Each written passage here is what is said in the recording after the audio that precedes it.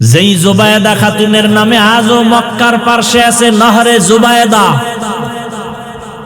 পানির নহর কেটে কেটে মানুষের হাজিদের পানির ব্যবস্থা করেছিল বহু দূর এরিয়া নিয়া। ইন্তেকালের পর আমি কিতাব দেখলাম, স্বপ্নের মধ্যে একজনকে দেখানো হলো, তার আপন এক আত্মীয় জিজ্ঞেস করে, জুবায়েদা কবরে আপনার কি হালাত? জুবায়েদাকে আল্লাহ আমাকে মাফ করে দিয়েছেন।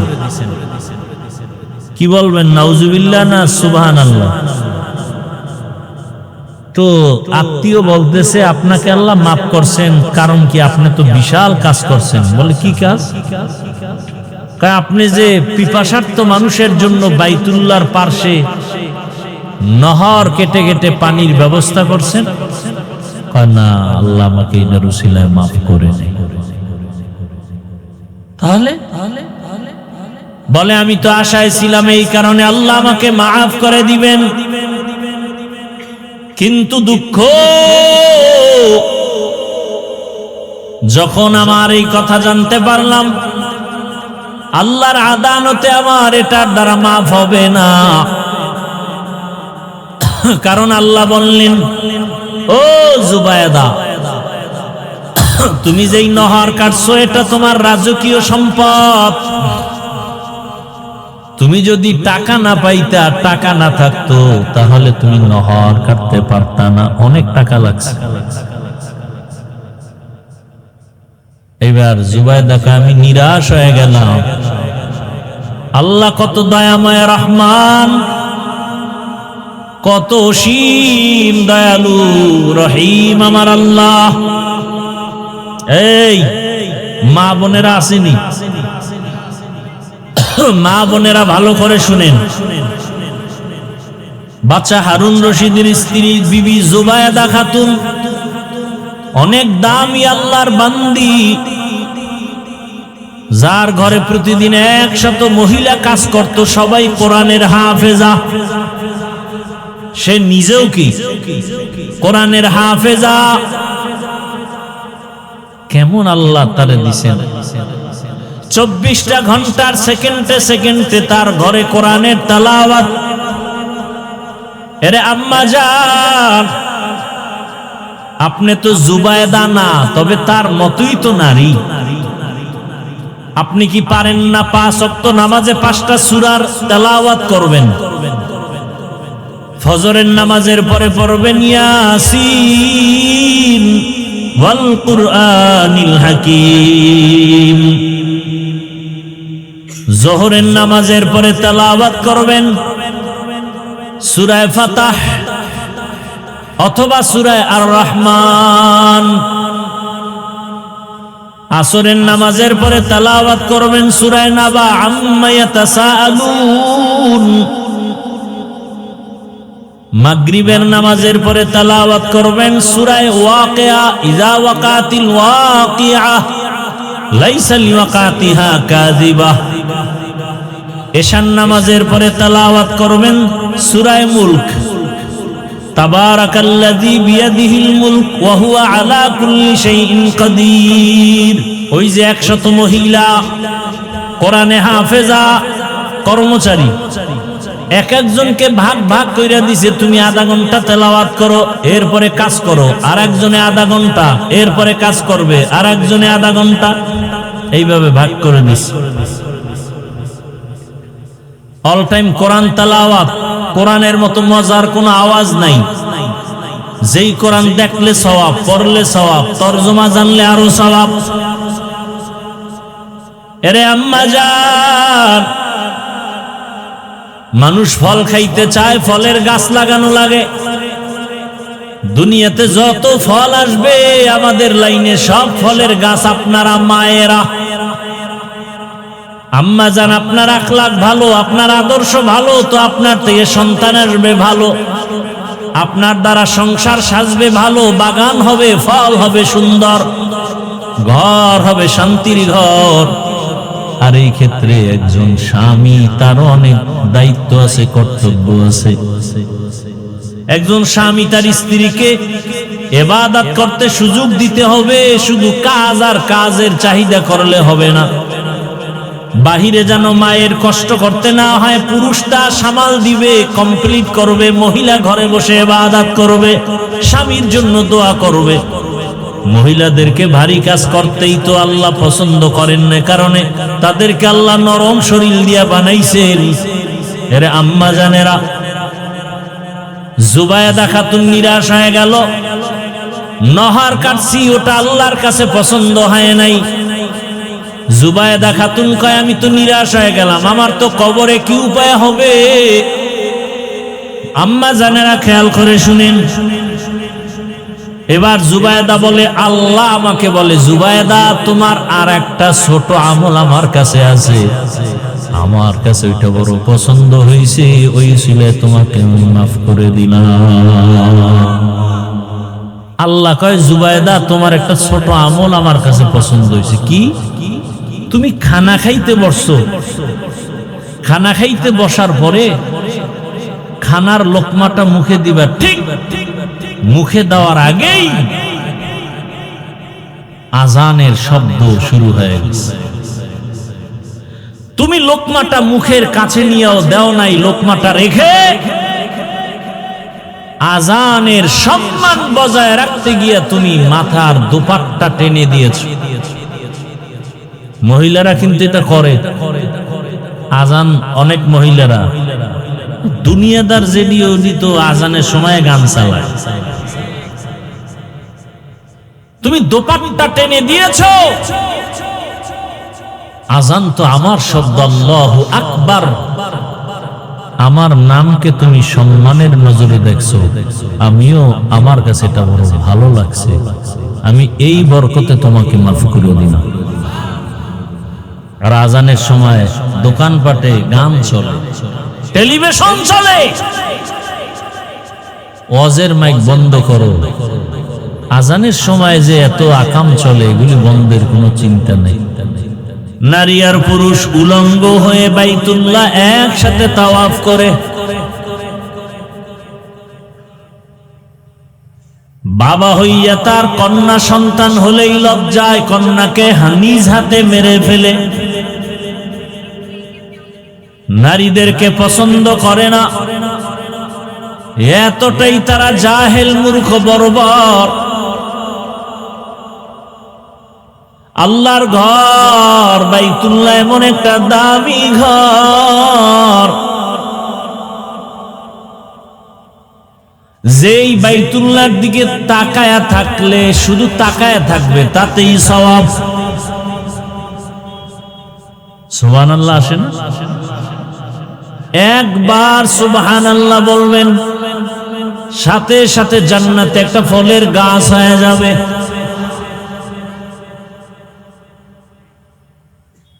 বাইতুল্লাহ এমন একটা ঘর, যেই ঘরের কিনারায় গিয়া একবার যদি বলে সুবহানাল্লাহ, 1,00,000 বার সুবহানাল্লাহর সওয়াব আল্লাহ দান করবেন।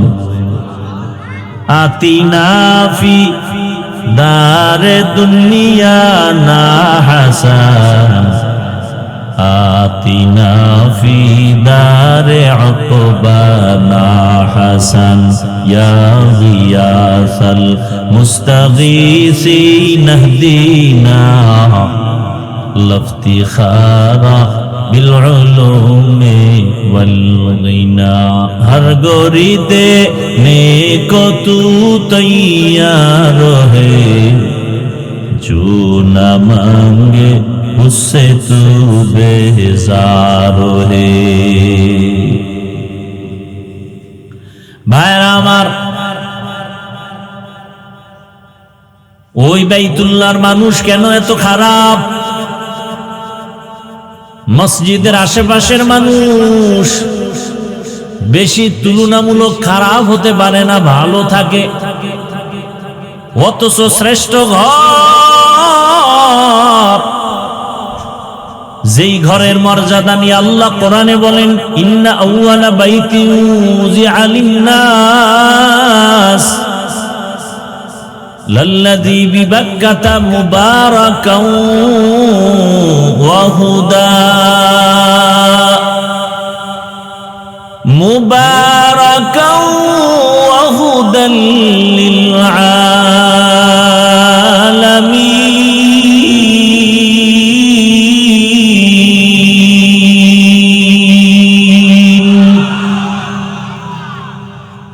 পৃথিবী নামক গ্রহ আল্লাহ বানাইয়া মাত্র দুনিয়ার এই জমিনটা বানানো শুরু,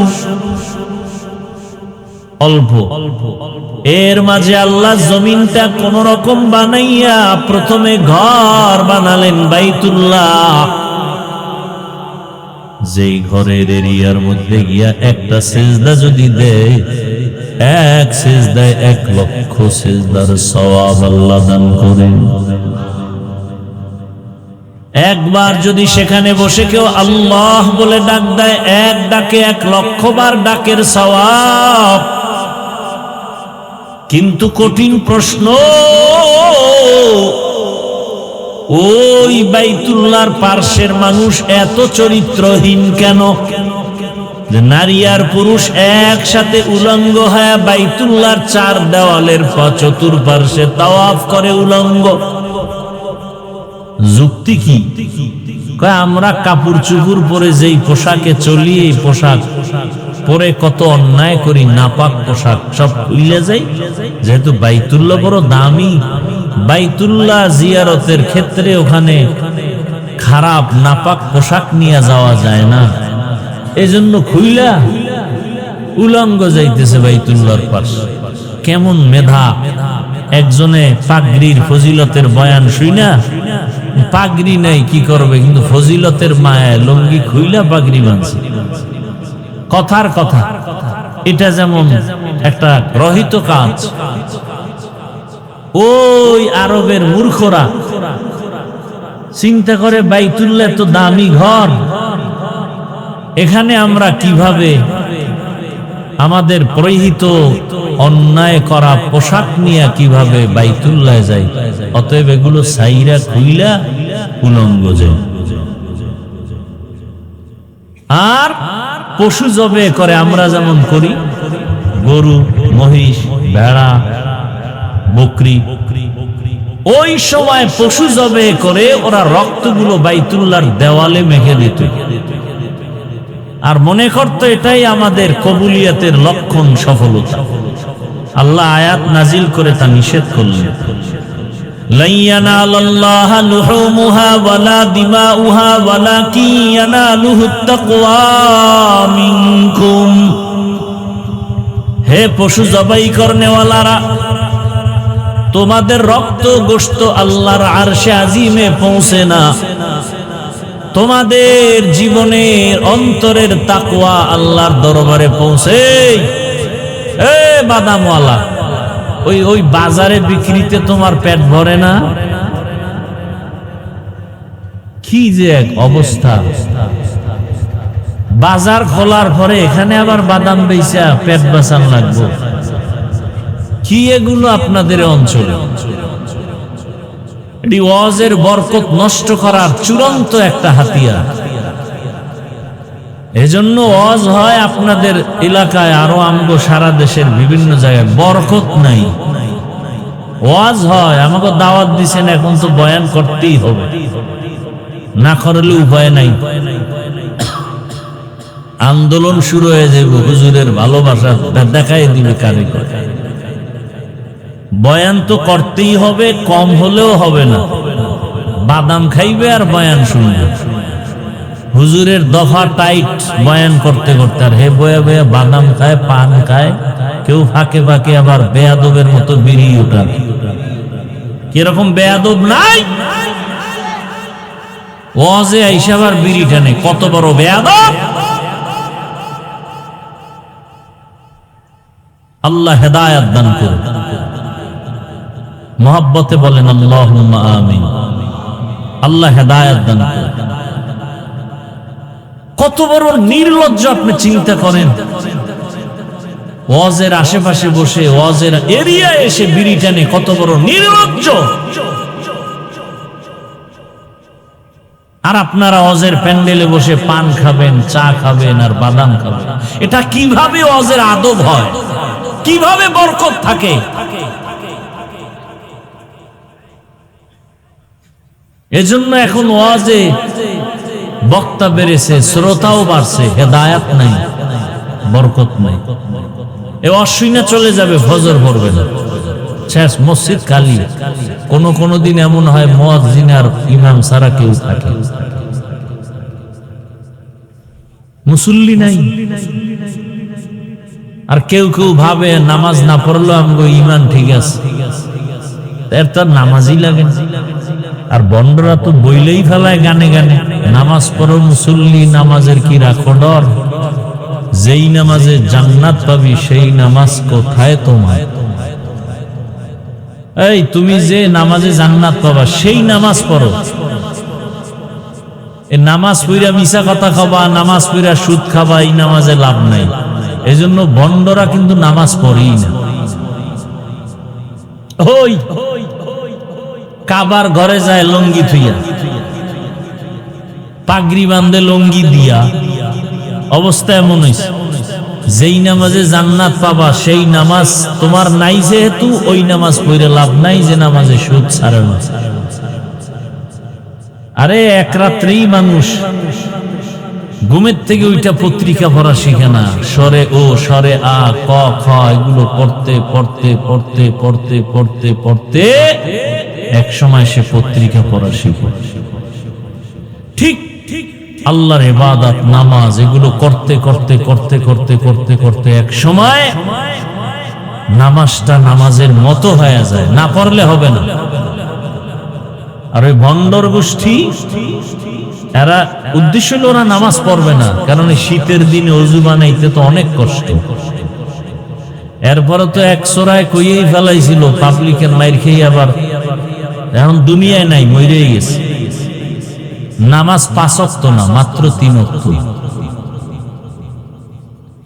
কত ধান্দাবাজি এই দুনিয়ায় চলে ধর্ম নিয়ে, বিশেষ করে আমার বাংলাদেশে ইসলাম নিয়ে এত ধোঁকাবাজি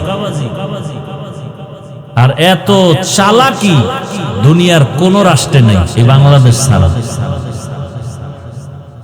আল্লাহ হেদায়েত দান করুন। কি আপনাদের কষ্ট হইতেছে? তাহলে কথা বুঝলে আওয়াজ দিয়ে, বয়ান আপনাদের নিতে হবে, জোর করে করা যায় না। বয়ান হতে হলে আল্লাহর রহমত লাগে আর শ্রোতাদের অন্তরের এক লাইনে একনিষ্ঠতার সাথে মহব্বত, ভালোবাসা লাগে। আপনাদের মহব্বত না থাকলে বয়ান আসবে না, হাজার চেষ্টা করলো আসবে। কত জায়গায় বয়ানে বসি, ঘন্টাকে ঘন্টা চলে যায়, টেরও পাওয়া যায় না। আর কোথাও বয়ানে বসলে বয়ান আসেই না। আল্লাহ মাহফিল শেষ দোয়া পর্যন্ত কবুল করেন। আল্লাহ তো বাইতুল্লাহর পার্শ্বের মানুষগুলো এতটা চরিত্রহীন, বাবা হইয়া কন্যাদেরকে এতটা পছন্দ করে যে আসলেই বাবা লজ্জায় বাজারে যায় না। একজন আল্লাহর বান্দার ইতিহাস তো স্পষ্ট হাদিসে আছে, নিজের কন্যা নিজ হাতে হত্যা করেছে। একটা না, দুইটা না, 100 কন্যা হত্যা করেছে। বড় কঠিন হালাত। নারীদের পছন্দ করে না, বিধবাদের পছন্দ করে না। কথা কোন দিক থেকে টানছিলাম, এই দেখেন পিছনে কথা বলতেছে, স্টেজ পর্যন্ত কথার আওয়াজ আসতেছে। এগো আকল জ্ঞান আছে কিছু?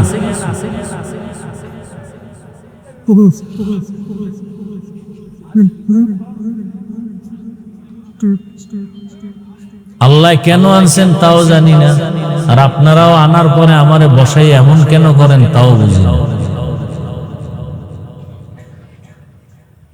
কে আপনারা নতুন না আমি নতুন তাও বুঝি। আল্লাহ সব মুসিবত থেকে মাহফিলকে হেফাজত করেন। শেষ দোয়া করে যাওয়ার তৌফিক আল্লাহ আমাদেরকে দান করুন। কথা টানছিলাম কোন জায়গার থেকে, বাইতুল্লাহ গেছি, মনে আছে? আমার আজকের কথা শুরু হয়েছে মুসিবতে পরীক্ষা। আস্তে আস্তে আসছিলাম শ্রেষ্ঠ মুসিবত আসছে, তার উপরে আল্লাহ যাকে বেশি ভালোবাসেন তিনি রহমাতুল্লিল আলামিন। তার উপরে এত কঠিন পরীক্ষা যে আল্লাহ এমন এক জায়গায় পাঠাইলেন যেই জায়গার পরিবেশগত মানুষগুলো কি খারাপ, চরিত্রহীন। বিবাহ শাদীর কোনো ভালাই নাই, অবাধে নারী পুরুষ চলাফেরা করে, জেনা করে। বাইতুল্লাহর মতো জায়গায় এমন হালাত, আল্লাহর রাসূলকে আল্লাহ সেখানে পাঠাইলেন। দীর্ঘ 40 বছর পর্যন্ত রাসূল কোনো দাওয়াতের কাজ করেন নাই। নবীজি 40 বছর পর্যন্ত কোনদিন নামাজের কথা বলেন নাই, রোজার কথা বলেন নাই, কালেমার কথা বলেন নাই। 40 বছর পর্যন্ত দাওয়াতের কাজ বন্ধ। নবী বাইতুল্লাহর অদূরে হেরা পাহাড়ে গিয়া আল্লাহর ধ্যানে সময় কাটাইতেন। 40 বছর পার হয়ে যাওয়ার পর দয়াময় আল্লাহ নবীকে নবুয়তের সনদ নিয়ে কোরআন দিলেন। নবী কোরআন পাইয়া দাওয়াত শুরু করলেন, কুলু লা ইলাহা ইল্লাল্লাহ তুফলিহুন। যারা লা ইলাহা ইল্লাল্লাহ বলবা তোমরাই সফল। মান ক্বালা লা ইলাহা ইল্লাল্লাহ দাখালাল জান্নাহ। যারা লা ইলাহা ইল্লাল্লাহ অন্তরে বসায় দিবে তারা জান্নাতের মেহমান হয়ে যাবে। ইয়া ইলাহি মুঝসে মুঝকো দূর কর, তাকে দেখো मुझ में तुझको एक नजर। या इलाही तू मेरा माबूद है, या इलाही तू मेरा माशूक है। ओगो नबीर उम्मत तेरा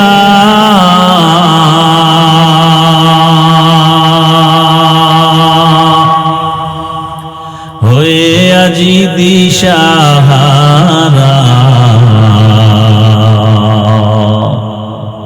কোরআন হাদিসের চলো যখন যাহা চায় মনে, নবী বিনে কে তরবে প্রসিরত মিজানে। নবী বিনে কে তরবে প্রসিরত মিজানে। নবী আমার জীবন ভরে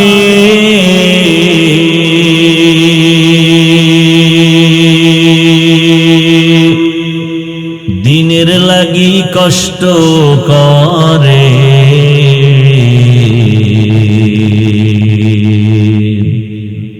দান দান শহীদ করিলেন উহুদেরই ময়দানে।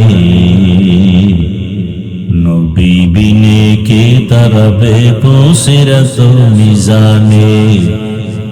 নবী বিনে কে তরবে প্রসিরত মিজানে। এরে নবীর আশিক, এরে আমার যুবক বাবারা, বৃদ্ধ বাবাজি, পর্দার আড়ালের মা বোনেরা, আল্লাহ যাকে বেশি ভালোবাসেন তাকে মুসিবতের পরীক্ষা নেন। দুনিয়াতে যত মানুষ, যত নবীর উম্মত আছে, সব থেকে দামি উম্মত কারা জানেননি? একমাত্র আখিরি নবীর উম্মতেরা শ্রেষ্ঠ। আর আখিরি নবীর উম্মতেরা শ্রেষ্ঠ, এদের উপরে মুসিবত বেশি অন্য নবীর উম্মতের তুলনায়। আবার পরীক্ষার শেষ একটা সূত্র হলো, যার ঈমান যত মজবুত তার পরীক্ষা তত কঠিন। আল্লাহর রাস্তায় যত আগাবেন তত আপনার উপরে মুসিবত আসবে। কি মুসিবত? আল্লাহ ভিন্ন আয়াতে বলেন 5টা জিনিসের দ্বারা তোমাদের উপরে মুসিবত আসবে, পরীক্ষা আসবে। وَلَنَبْلُوَنَّكُمْ بِشَيْءٍ مِّنَ الْخَوْفِ وَالْجُوعِ وَنَقْصٍ مِّنَ الْأَمْوَالِ وَالْأَنفُسِ وَالثَّمَرَاتِ। 1 নম্বরে ভয়ের মাধ্যমে পরীক্ষা হবে তোমার উপরে, ক্ষুধার মাধ্যমে পরীক্ষা, সম্পদের ঘাটতি, জীবনের ঘাটতি, ফলের ঘাটতির মাধ্যমে পরীক্ষা হবে তোমাদের উপরে। এই পরীক্ষাগুলো কোনো বেঈমানের উপরে নাই, সব যারা মুমিন তাদের উপরে। আল্লাহ কয় ভয় নাই, সুসংবাদ তাদের জন্য যারা ধৈর্য ধারণ করবে। ওয়াবাশশিরিস সাবিরিন, ধৈর্য ধারণকারীদের জন্য সুসংবাদ। কি সুসংবাদ? ইন্নাল্লাহা মা'আস সাবিরিন, এ ধৈর্য ধারণকারীরা আমি আল্লাহ তোমার হয়ে যাব।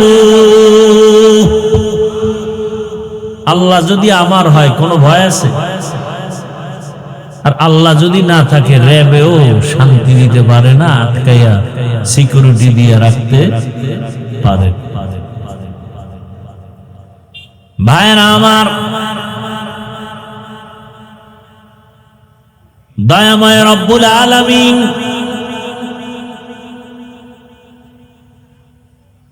5টা জিনিসের দ্বারা পরীক্ষা নিবেন ধৈর্যের মাধ্যমে। ধৈর্য ধারণকারী তোমার সুসংবাদ, ইন্নামা ইউওয়াফাস সাবিরুনা আজরাহুম বিগাইরি হিসাব।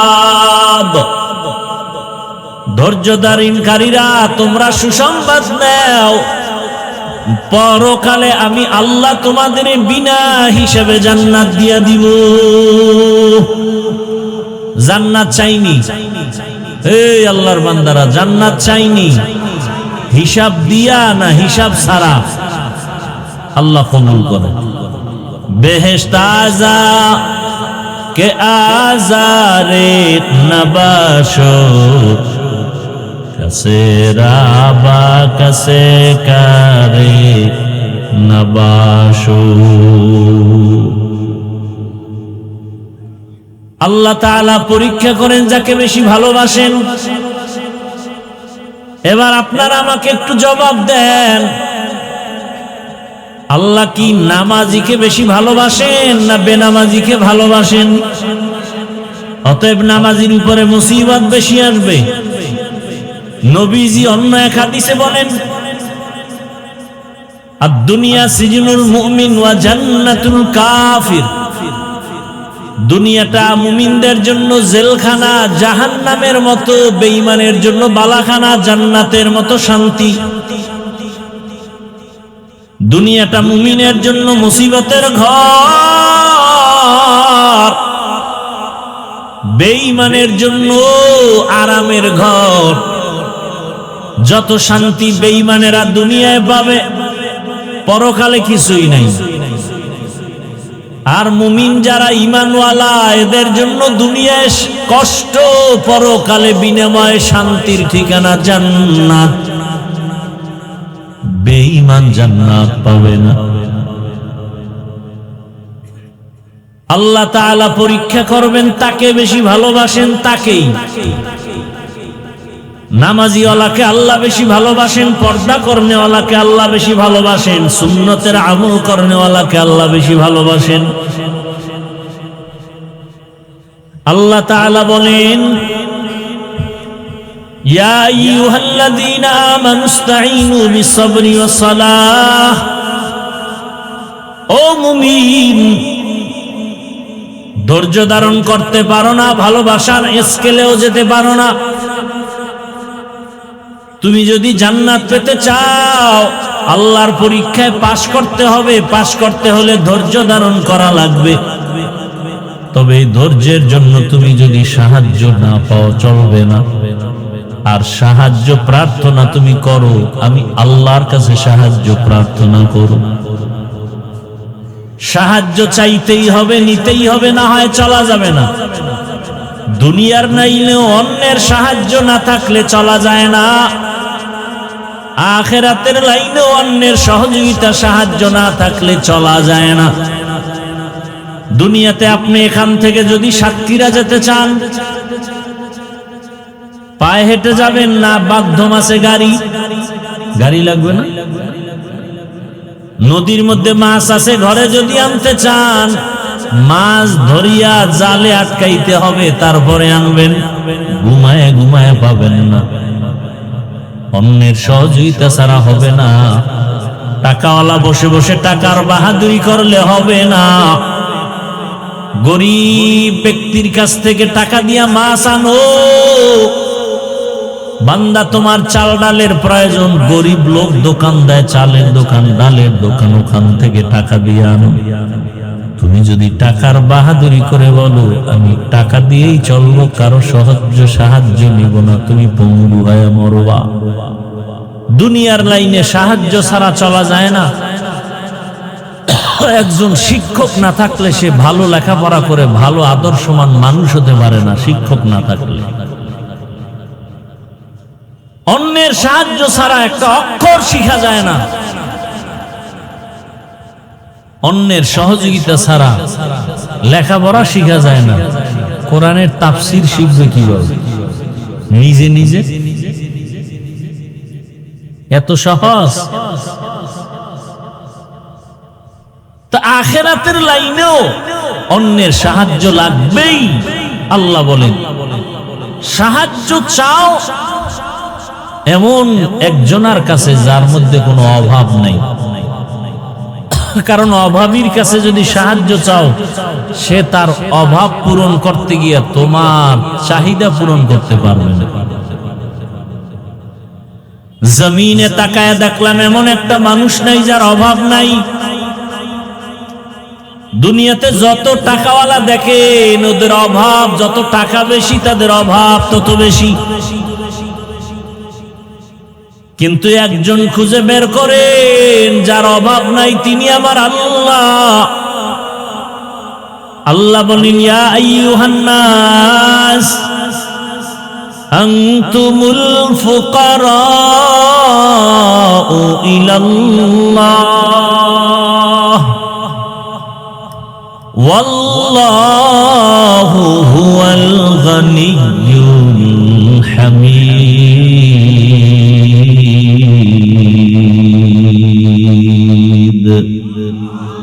गर तवक्कुल मी कुनी हर सुबह शाम, गर तवक्कुल मी कुनी हर सुबह शाम, मीरा सानद रिस्क़े तू अज़ला मकाम जुज़बा हक़ ची जे मखा अज इंसुजा फज़ले उआ मस्ते दर जुमला जहा। দুনিয়ার লাইনে অন্যের সাহায্য ছাড়া যেমন চলা যায় না, আখিরাতের লাইনে কেমনে চলবো? আমি নামাজটা শিখতে গিয়ে আমার বাবা আমার ওস্তাদ থেকে শিখা লাগছে, আমি একা একা পারি নাই। আমার ওস্তাদ আবার আর একজন আলেম থেকে শিখছেন। এভাবে শিখতে শিখতে সাহাবাদের থেকে রাহমাতুল্লিল আলামিন নবীজি বলেন সাল্লু রাআইতুমুনি উসাল্লি, নামাজ আদায় করো হে সাহাবায়ে কেরাম, আমাকে যেমন আদায় করতে দেখো। আখিরাতের লাইনে অন্যের সাহায্য ছাড়া চলা যাবে না। জান্নাতের পথে যদি আগাইতে চান, ওই পথ বড় কঠিন। দুনিয়ার লাইন পারায়া জান্নাতে যেতে হবে। জান্নাতে যাওয়ার জন্য দুনিয়ার পথ পারাইতে গিয়া মুসিবত। দুনিয়ার পরিবেশটা ভালো না। ডানে তাকাইলে গুনাহ, বামে তাকাইলে গুনাহ, সামনে তাকাইলে গুনাহ, পেছনে তাকাইলে গুনাহ, ঘরের বাহিরে গুনাহ, ভেতরে গুনাহ। এখন তো অটো গুনাহ, নিজের হাতের মোবাইলের দ্বারা গুনাহ আর গুনাহ চলে। মোবাইলে সারা দিন রাত্র যা দেখি, নামাজের মধ্যে তা স্মরণ করি। সারা রাত মোবাইলে কাটায় দেই, অথচ 20 মিনিটের সময় দিয়ে 5 ওয়াক্ত নামাজ, ফজরে 20 মিনিট, আসরে 20 মিনিট, মাগরিবে এশায় 20 মিনিট 20 মিনিট করে দিব।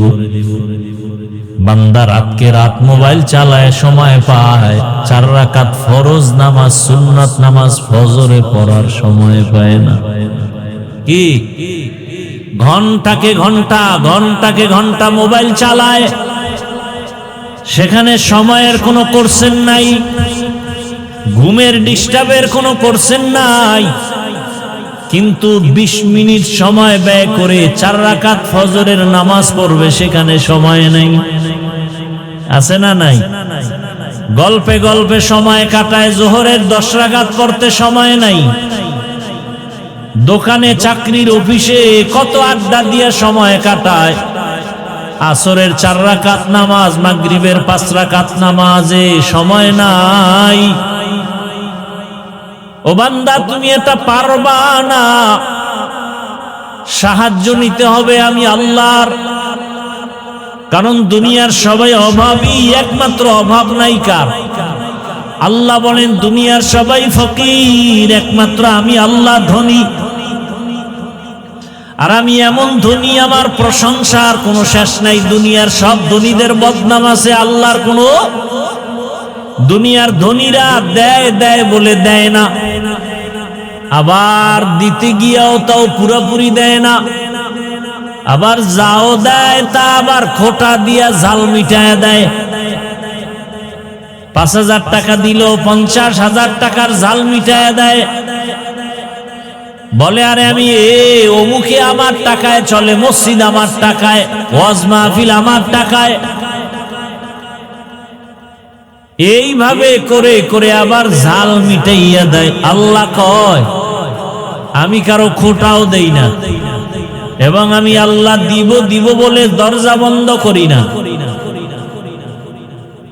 ওয়া ইযা সাআলাকা ইবাদি আন্নী ফাইন্নী করিব উজিবু দাওয়াতাদ দাঈ ইযা দাআন ফালইস্তাজিবু লি ওয়ালইউমিনু বি লাআল্লাহুম ইয়ারশুদুন।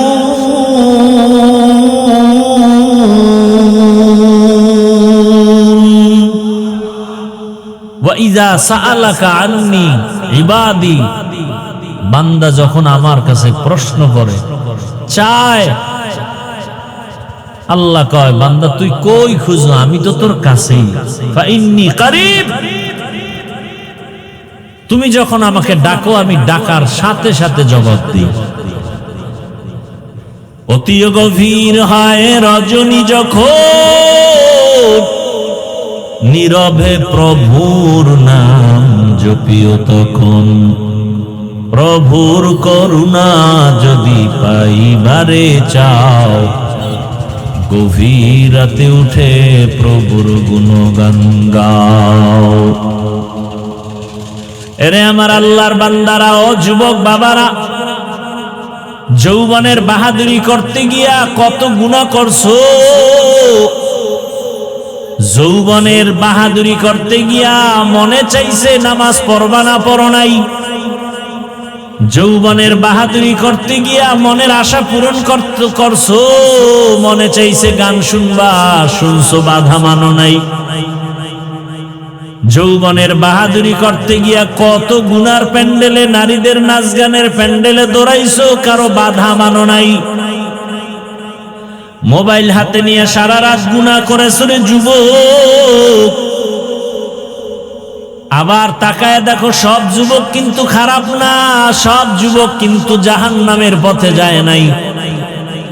তোমার মতোই যুবক স্কুলে পড়ে, কলেজে পড়ে, 5 ওয়াক্ত নামাজও পড়ে, আছে না নাই? তুমি একটু চিন্তা করে বিবেকটাকে প্রশ্ন করো, তুমি পারো না কেন? ও আমার কলিজার যুবক, তোমার মতো যুবক চাকরি করে, RAB, army, police, BDR chairman, MP, মন্ত্রী, ওসি, ডিসি, এসপি, 5 ওয়াক্ত নামাজি, বলো তুমি পারো না কেন? তোমার মতোই যুবকটা দোকান দেয়, নামাজ পড়ে, তুমি পারো না কেন? তোমার মতো কত যুবক নদীর মধ্যে মাছ ধরে, নামাজ পড়ে, বলো তুমি পারো না কেন রে বাবা?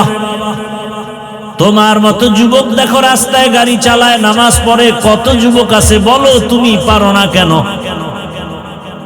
তোমার মতো যুবক কত আছে, এত কষ্টের কাজ করে, চাকরি করে, ব্যবসা করে, নামাজ ছাড়ে না, তুমি কেন পারো না? হেদায়েতের মালিক আমার আল্লাহ, ওই আল্লাহর কাছে সাহায্য চাও। তবে আল্লাহ বলেন এমনি চাইলে হবে না, দুই জিনিসের মাধ্যমে চাইতে হবে। এক নম্বরে ধৈর্য, দুই নম্বরে নামাজ। রহমতের নবী বলেন ইজা সাআলতা ফাসআলিল্লাহ ওয়া ইজা ইসতাআনতা ফাসতাইন বিল্লাহ। যদি সাহায্য চাও কার কাছে? কার কাছে? আল্লাহর কাছে সাহায্য চাও। আল্লাহর কাছে যারা চাইছেন আল্লাহ তাদেরকে দিয়ে দিয়েছেন। অহংকারী আর বাহাদুরি করবা না। এরে আল্লাহর বান্দা, আল্লাহর উপরে ভরসা করে চলবা, দেখবা যে কোনো জায়গায় সম্মান আল্লাহ বজায় রাখবে। বাদশাহ হারুন রশিদ চলতেছিলেন, চলতে চলতে চলতে চলতে কাফেলার লোক হারায় গেছে জঙ্গলের ভিতরে। এখন কোথায় যাবে? রাত হয়ে গেছে। বাদশাহ হারুন রশিদ এক জায়গায় পানির পিপাসা লাগছে, একা রাজপ্রাসাদে চলে যাবেন, কোথাও পানি পায় না। হঠাৎ একটা ঝুপড়ি পাইলেন, ভাঙা ঘর। ওই ভাঙা ঘরে গিয়া একটু বাহির থেকে আওয়াজ দিলেন, আমাকে একটু পানি দাও পিপাসা নিবারণের জন্য। ঘরে দেখে একটা মেয়ে আছে। ওই মেয়েটা বাদশাকে দেখা চিনতে পারছে। আমার দেশের বাদশাহ, সে পানি দিবে দূরের কথা, সে গাছ থেকে ফল আইনা জুস বানাইয়া তারপরে বাদশার হাতে দিছে। এবার বাদশাহ হারুন রশিদ কয়, হেরে মা, তুমি আমাকে একটু পানি দিবা, কিন্তু পানির বদলে তুমি গাছের থেকে ফল আইনা জুস বানায় তুমি আমাকে দিলা, এরপরে পানি, তাও আবার তুমি শরবতের মতো বানায়া সাইকা দিলা চাকনি দিয়া। কারণ কি? মেয়েটা ডাক দিয়ে কয়, বাদশাহ, আমিরুল মুমিনিন, আমি আপনাকে জানলাম, চিনলাম, সম্মান করেছি। আল্লাহর বিধান, রসুলের বিধান, যদি একজন পথিক সে আমার মেহমান, যদি মেহমানদারি করার মতো করতে পারি, আল্লাহ আমার মেহমানদারির ব্যবস্থা করবেন আরো সুন্দরভাবে। বাদশাহ হারুন রশিদ খুশি না বেজার? মেহমানদারি শেষ, একটু পানি চাইছে, ফলের জুস পাইছে। রাজপ্রাসাদে গিয়া, ঘরে গিয়া পরামর্শ কইরা সিদ্ধান্ত নিলেন, আমি হারুন রশিদের ছেলের জন্য এই মেয়েকে ঘরে নিয়ে আসি। যেমন কথা তেমন কাজ। এই হারুন রশিদের স্ত্রীর নাম জানেননি? জানেন না? হ্যাঁ, কি? জোবায়েদা খাতুন। যেই জোবায়েদা খাতুনের নামে আজও মক্কার পার্শ্বে আছে নহরে জোবায়েদা। পানির নহর কেটে কেটে মানুষের, হাজিদের পানির ব্যবস্থা করেছিল বহু দূর এরিয়া নিয়া। ইন্তেকালের পর আমি কিতাব দেখলাম, স্বপ্নের মধ্যে একজনকে দেখানো হলো, তার আপন এক আত্মীয় জিজ্ঞেস করে, জুবায়েদা, কবরে আপনার কি হালাত? জুবায়েদাকে আল্লাহ আমাকে মাফ করে দিছেন। কি বলবেন, নাউজুবিল্লাহ না সুবহানাল্লাহ? তো আত্মীয় বলতেছে, আপনাকে আল্লাহ মাফ করছেন, কারণ কি? আপনি তো বিশাল কাজ করছেন। বলে, কি কাজ? আপনি যে পিপাসার্থ মানুষের জন্য বাইতুল্লাহর পার্শ্বে নহর কেটে কেটে পানির ব্যবস্থা করছেন। না, আল্লাহ আমাকে এটার উসিলায় মাফ করে নেই। তাহলে বলে আমি তো আশায় ছিলাম এই কারণে আল্লাহ আমাকে মাফ করে দিবেন, কিন্তু দুঃখ, যখন আমার এই কথা জানতে পারলাম আল্লাহর আদালতে আমার এটার দ্বারা মাফ হবে না। কারণ আল্লাহ বললেন, ও জুবায়দা, তুমি যেই নহর কাটছো এটা তোমার রাজকীয় সম্পদ। তুমি যদি টাকা না পাইতা, টাকা না থাকতো, তাহলে তুমি নহর কাটতে পারতা না, অনেক টাকা লাগছে। এবার জুবায়দাকে আমি নিরাশ হয়ে গেলাম। আল্লাহ কত দয়াময় রহমান, কত অসীম দয়ালু রহিম আমার আল্লাহ। এই মা বোনেরা আসেনি, মা বোনেরা ভালো করে শুনেন। বাচ্চা হারুন রশিদের স্ত্রী বিবি জুবায়দা খাতুন অনেক দামি আল্লাহর বান্দি, যার ঘরে প্রতিদিন 100 মহিলা কাজ করত, সবাই কোরআনের হাফেজা। সে নিজেও কি কোরআনের হাফেজা। কেমন আল্লাহ তারে দিছেন, 24টা ঘন্টার সেকেন্ডে সেকেন্ডে তার ঘরে কোরআনের তেলাওয়াত। এরে আম্মা জান, আপনি তো জুবায়দা না, তবে তার মতোই তো নারী। আপনি কি পারেন না 5 ওয়াক্ত নামাজে 5টা সূরার তেলাওয়াত করবেন? ফজরের নামাজের পরে পড়বেন ইয়াসিন ওয়াল কুরআনিল হাকীম। যোহরের নামাজের পরে তেলাওয়াত করবেন সূরা ফাতাহ অথবা সূরা আর রহমান। আসরের নামাজের পরে তেলাওয়াত করবেন সূরা নাবা আম্মা ইয়াতাসাআলুন। মাগরিবের নামাজের পরে তেলাওয়াত করবেন সূরা ওয়াকিয়া ইযা ওয়াকাতিল ওয়াকিয়া লাইসা লিওয়াকাতিহা কাযিবা। এশার নামাজের পরে তেলাওয়াত করবেন সূরা মুলক তাবারাকাল্লাযী বিয়াদিহিল মুলক ওয়া হুয়া আলা কুল্লি শাইইন কাদির। 5 ওয়াক্ত নামাজে কয় সূরা? এই সূরাগুলো যদি তেলাওয়াত করে রিজিকের সমস্যা থাকবে না, ঘরে কোনো মুসিবত থাকবে না, পরিবারে কোনো অশান্তি থাকবে না। জুবায়দা খাতুন এ তো 5 ওয়াক্তে 5টা সূরা, আর জুবায়দার ঘরে 24 ঘন্টা কোরআন তেলাওয়াত।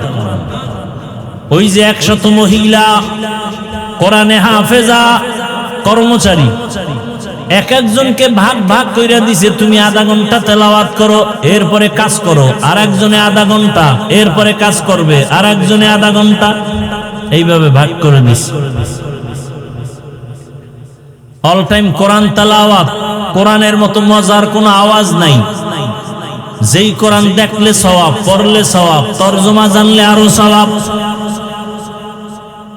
এরে আম্মা জান, মানুষ ফল খাইতে চায়, ফলের গাছ লাগানো লাগে। দুনিয়াতে যত ফল আসবে আমাদের লাইনে সব ফলের গাছ আপনারা মায়েরা। আম্মা জান, আপনার আখলাক ভালো, আপনার আদর্শ ভালো, তো আপনার থেকে সন্তান আসবে ভালো, আপনার দ্বারা সংসার সাজবে ভালো, বাগান হবে, ফল হবে সুন্দর, ঘর হবে শান্তির ঘর। আর এই ক্ষেত্রে একজন স্বামী, তার অনেক দায়িত্ব আছে, কর্তব্য আছে। একজন স্বামী তার স্ত্রীকে ইবাদত করতে সুযোগ দিতে হবে। শুধু কাজ আর কাজের চাহিদা করলে হবে না। বাহিরে যেন মায়ের কষ্ট করতে না হয়, পুরুষটা সামাল দিবে, কমপ্লিট করবে। মহিলা ঘরে বসে ইবাদত করবে, স্বামীর জন্য দোয়া করবে। মহিলাদেরকে ভারী কাজ করতেই তো আল্লাহ পছন্দ করেন না, কারণে তাদেরকে আল্লাহ নরম শরীর দিয়া বানাইছেন। এরে আম্মা জানেরা, জুবায়দা খাতুন নিরাশ হয়ে গেল। নহর কাটছি, ওটা আল্লাহর কাছে পছন্দ হয় নাই। জুবায়দা খাতুন কয়, আমি তো নিরাশ হয়ে গেলাম, আমার তো কবরে কি উপায় হবে? আম্মা জানেরা খেয়াল করে শুনেন। এবার জুবায়েদা বলে, আল্লাহ আমাকে বলে, জুবায়েদা তোমার আর একটা ছোট আমল আমার কাছে আছে, আমার কাছে ওইটা বড় পছন্দ হয়েছে, ওই ছিলে তোমাকে আমি মাফ করে দিলাম। কি আমলটা শুনবেন? বিশেষ করে মা বোনদেরকে বলছি, আপনারাও মাদেরকে এটা শোনাবেন, আপনারাও আমলটা করুন। আল্লাহ কয়, জুবায়েদা তোমার একটা ছোট আমল আমার কাছে পছন্দ হয়েছে। কি? তুমি খানা খাইতে বসছো, খানা খাইতে বসার পরে খানার লোকমাটা মুখে দিবা, ঠিক মুখে দেওয়ার আগেই আজানের শব্দ শুরু হয়ে গেছে। তুমি লোকমাটা মুখের কাছে নিয়েও দেও নাই, লোকমাটা রেখে আজানের সম্মান বজায় রাখতে গিয়ে তুমি মাথার দুপাট্টা টেনে দিয়েছো। মহিলারা কিন্তু এটা করে। আজান অনেক মহিলারা দুনিয়াদার রেডিও দিত, আজানের সময় গান চালায়, তুমি দুপাট্টা টেনে দিয়েছো। আজান তো আমার শব্দ, আল্লাহু আকবার, আমার নামকে তুমি সম্মানের নজরে দেখছো, আমিও আমার কাছে এটা বড় ভালো লাগছে, আমি এই বরকতে তোমাকে মাফ করে দিলাম। আর আজানের সময় দোকানপাটে গান চলে, টেলিভিশন চলে, ওয়াজের মাইক বন্ধ করো। আজানের সময় যে এত আকাম চলে, এগুলি বন্ধের কোনো চিন্তা নেই। ও আমার যুবক বাবারা, পর্দার আড়ালের মা বোনেরা, আপনাদের মতো কত মা 5 ওয়াক্ত নামাজ পড়ে, পর্দা করে, স্বামীর মাল হেফাজত করে, অভাব নাই। ও আমার যুবক বাবারা, অনুরোধ করি তওবা করে নাও। বৃদ্ধ বাবাজি, আপনাদের মতো কত বুড়ারা নামাজ পড়ে, মসজিদে যায়, আপনারা পারেন না কেন? আপনার ঘর কেন সুন্দর না? আপনার স্ত্রী কেন পর্দা করে না? আপনি কেন পর্দায় রাখেন না? আপনি পর্দা করেন না কেন? আপনি তো একজন ঘরের দায়িত্বশীল গার্ডিয়ান, আপনাকেও দায়িত্ব বজায় রেখে একটা সন্তানকে আপনি ডাক্তার বানাবেন, ইঞ্জিনিয়ার বানাবেন। সেই পরিবেশটা ঘরের মধ্যে সাজায় দেন। ডাক্তার হলেও যেন কোরআন তেলাওয়াত করে। কোরআন তেলাওয়াত করেনওয়ালা ডাক্তারের অভাব নাই। কোরআন তেলাওয়াতকারী নামাজি ইঞ্জিনিয়ারের অভাব নাই। অতএব পেছনের গুনাহ থেকে তওবা করেন। হে যুবক, আল্লাহর কাছে মনে মনে বলেন, হে আল্লাহ, তোমার কাছে সাহায্য চাই। আজকে থেকে ধৈর্যের মাধ্যমে নামাজ আদায় করবো, আর নামাজ ছাড়বো না, বেপরদায় চলবো না, দাড়ি কাটবো না, মা বাবার সাথে বেয়াদবি করবো না। ওলামায়ে কেরামের দোয়া নিয়া, মা বাবার দোয়া নিয়া, শিক্ষকের দোয়া নিয়া চলবো, গুনার থেকে বেঁচে থাকবো। জীবনে তো কম গুনাহ করি নাই। মনে মনে আল্লাহকে বলেন আর তওবা করেন, জীবনে তো গুনাহ কম করি নাই, দাড়ি কম কাটি নাই, নামাজ কম বাদ দেই নাই, বেপরদায় কম চলি নাই। ও আল্লাহ, আজকে থেকে তওবা করলাম, নামাজ ছাড়বো না, বেপরদায় চলবো না, মা বাবাকে কষ্ট দিব না। মুরব্বীদের দোয়া নিয়া, উলামায়ে কেরামের দোয়া নিয়া চলবো। ও আমার যুবক, অনুরোধ করে বলছি, তোমার জীবনটাকে সাজাইতে হলে চরিত্রহীন বখাটে বন্ধু ছেড়ে দাও, এবং তোমার মুরব্বীদের সাথে বেয়াদবি করবা না, মা বাবার দোয়া নিয়ে চলবা। যদি জীবনটাকে সুন্দরভাবে সাজাইতে চাও, সময়ের কদর করো, গুনাহের থেকে নিজেকে বাঁচাও, বিশেষ করে মোবাইল থেকে নিজেকে দূরে রাখো। দেখবা চরিত্র সুন্দর হয়ে যাবে। না হয় এক মোবাইলে তোমার দুনিয়ার জীবন নষ্ট, আখিরাত নষ্ট হয়ে যাবে। আল্লাহর কাছে খাঁটি অন্তরে তওবা করার যাদের নিয়ত আছে, দুটো হাত আল্লাহকে দেখায়া দেই। আয় আল্লাহ, হাতগুলো কবুল করে নেন, তওবা কবুল করে নেন। তওবার উপরে মজবুত হইয়া চলার তৌফিক আমাদের দান করেন, আমিন। আলহামদুলিল্লাহি রাব্বিল আলামিন, ওয়াসসালাতু ওয়াসসালামু আলা সাইয়্যিদিল আম্বিয়া ওয়াল মুরসালিন ওয়া আলা আলিহি ওয়া আসহাবিহি আজমাইন ইয়া আরহামার রাহিমিন।